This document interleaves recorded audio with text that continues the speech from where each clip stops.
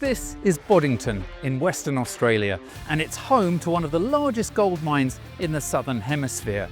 And it's also a leader in innovative mining technology. So that's everything which is running and all the connections between. That's exactly right. So this is the exact claim, is that the assets are actually a replica of MineStar. Right. 5G is essential to that. So it's all our cameras, our infrastructure, our fixed and non-fixed assets. So. And you were trying to do this on Wi-Fi before? Oh yeah, it was. So I used in my coffee shop. Exactly right. How did that go? It was not great. So yeah, the first 2 years of autonomy here at Boddington was difficult due to Wi-Fi, especially handover and problems with low latency and saturation and things like that. So it's been the biggest thing that solved our mining operations here has been 5G and 4G. Because it's a classic next generation edge network, isn't it? Because everything's moving. Everything's moving. The mine's evolving.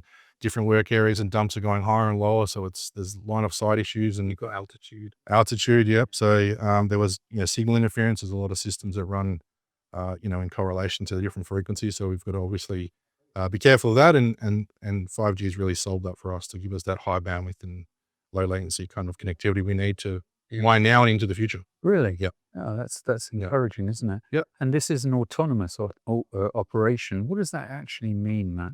So to me, it's safety first. So it's getting out people getting out of the pit, out of high risk areas. So autonomy is a mixture of in-field communications. It's a mixture of people's sequences of work together that form the sequence of mining. So for me, it's about as trying to get as safe as we can and remove people from harm's way.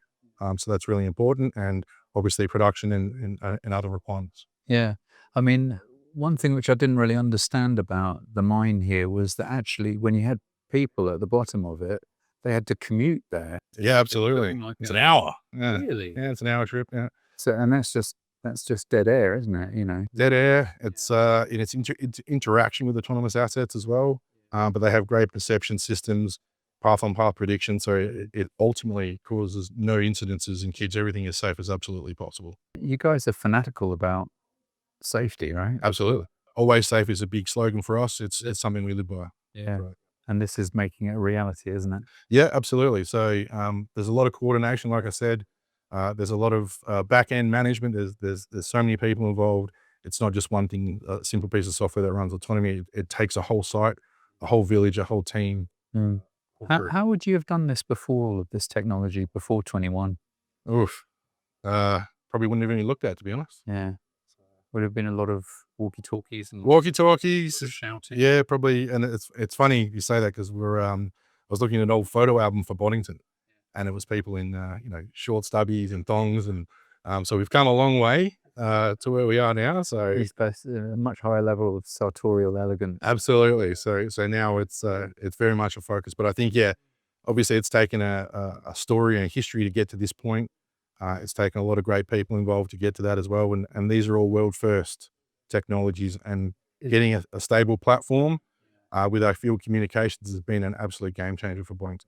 And it sounds like 5G was a really important part. It's so huge. So it's added so much more relief to how we work and how we work in the field.